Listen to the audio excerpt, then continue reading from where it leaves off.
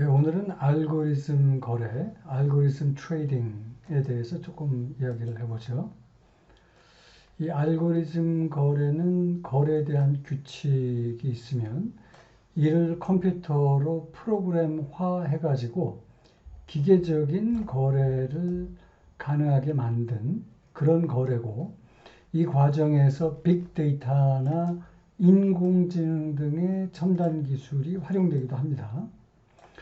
최근 우리나라도 기업 정보에 대한 공시가 투명화되고 알고리즘 매매를 위한 인프라가 조성이 됐어요. 예를 들어서 2011년도에 일반 투자자도 DNA라고 해서 정보 전달 속도가 이제 획기적으로 늘어나는 그런 액세스가 가능해졌고, 2013년도부터는 전자공시 시스템 중에 이제 오픈 API를 활용할 수 있는데, 개인 투자자들도 이게 이제 접근 가능해짐에 따라서 과거에는 이제 기관 투자자들의 전유물이었던 알고리즘 거래가 국내에서도 이제는 개인 투자자들이 활용하는 거래가 되었다.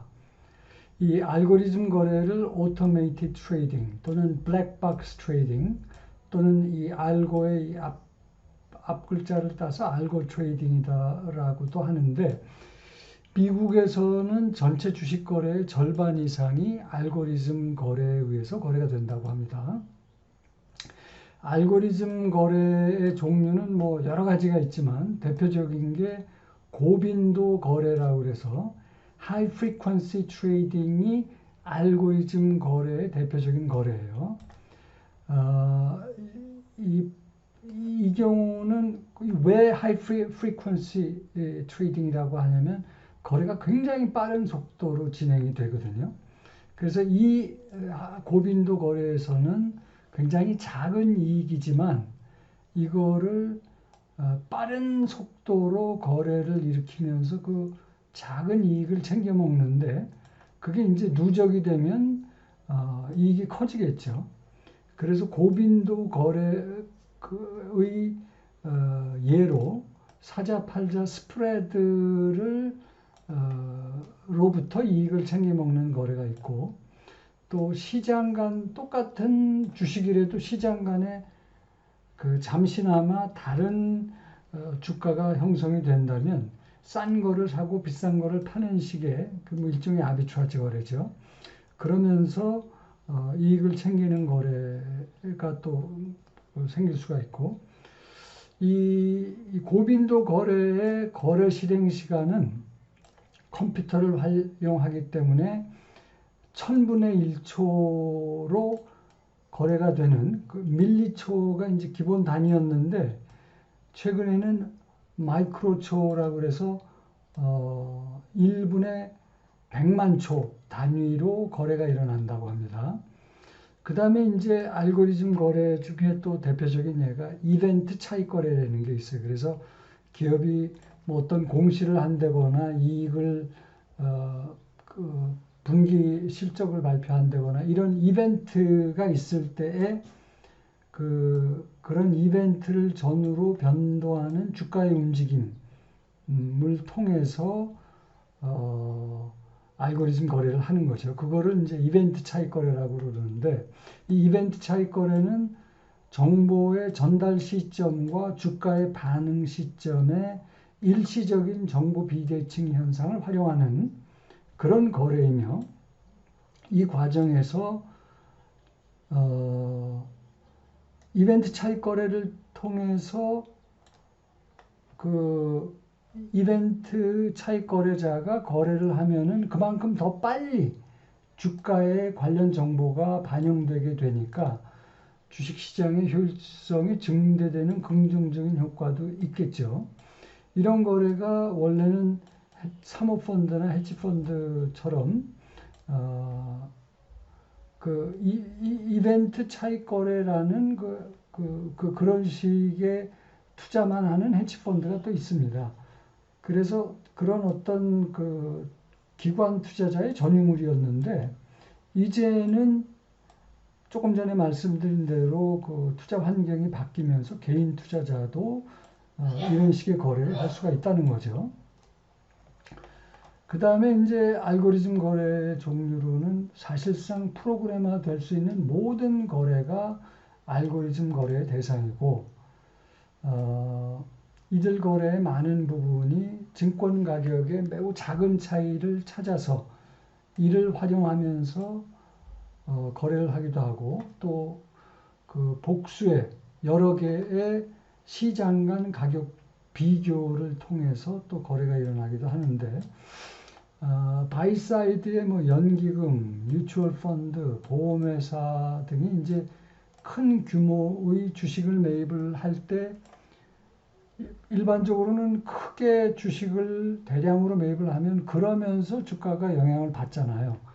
그런데 알고리즘 거래를 통해서 주가에 영향을 주지 않으면서 매매를 할 때, 매입을 할 때 알고리즘 거래가 일어날 수 있고, 그 다음에 이제 셀 사이드에서 투기자나 재정 거래자 또는 단기 트레이더들이 자동화된 주문으로 이익을 챙기려 할 때도 알고리즘 거래를 할 수가 있고, 그 다음에 이제 추종하면서 이익을 챙기려고 하는 트렌드 팔로잉 스트래티지들의 투자나 또는 페어 트레이딩이라고 해서 이제 그 쌍으로 트레이드를 하는 그런 식의 그 시스템 트레이더들의 거래 규칙을 가지고 매매할 때 알고리즘 거래를 할 수가 있고, 또 이제 차익 거래할 때도 알고리즘 거래를 할 수가 있죠. 차익 기회를 챙기려는 거래입니다. 그 다음에 이제 통상 뭐 주가나 일반적으로 가격이라고 하는 것이 평균 회귀 현상이 있기 때문에 그 평균 회귀선을 기준으로 올라가면 팔고 떨어지면 사고 하는 식의 거래도 가능하고, 이 밖에 기타 그 수학적인 모델을 활용한 그런 그 투자 전략이 전부 알고리즘 거래의 대상이 된다는 거죠. 이 알고리즘 거래와 비슷하지만은 조금 차이가 나는 거래가 이제 프로그램 매매라는 게 있어요. 프로그램 트레이딩. 이것도 컴퓨터를 활용한 거래인데, 통상 프로그램 매매는 현물과 파생 상품 간의 그 어떤 거래일 때, 현선물, 뭐 지수 차익 거래 같은 거, 이런 경우에 우리가 프로그램 매매라고 하는 이름을 붙이는 반면에, 알고리즘 매매는 거래 비용을 줄이고 대규모의 주문을 분할 처리하는 매매인 경우에 이제 보통 많이 알고리즘 매매라고 이름을 붙이죠. 그 다음에 이제 고빈도 거래, 조금 전에 설명했던 하이 프리퀀시 트레이딩이라고 하는 것은 알고리즘 거래예요. 그렇지만 이거는 그 서브 개념이다. 그 알고리즘 거래는 고빈도 매매를 포함하는 보다 총괄적 개념이고, 그 알고리즘 거래의 서브 개념으로, 하위 개념으로 그 우리가 하이 프리퀀시 고빈도 거래를 이야기를 한다는 거죠. 알고리즘 거래는 사람이 거래하면은 이 불완전한 지식, 감정이 개입할 수가 있는데, 이런 걸 배제할 수 있다는 장점이 있고, 단시간에 대량 매매가 가능하다는 장점이 있죠. 그렇지만 이게 프로그램이 조금 잘못되거나 프로그램에 오류가 생기면 주식시장에 큰 충격을 줄 수 있다는 단점이 있습니다. 그래서 이 마지막 이야기 관련된 몇 가지 사고 사례를 말씀을 드리면, 2010년 5월 6일에 미국 다우존스가 이 알고리즘 거래의 오류 때문에 순식간에 1000포인트가 폭락하는 소위 그 플래시 크래시 사건이 발생을 하죠.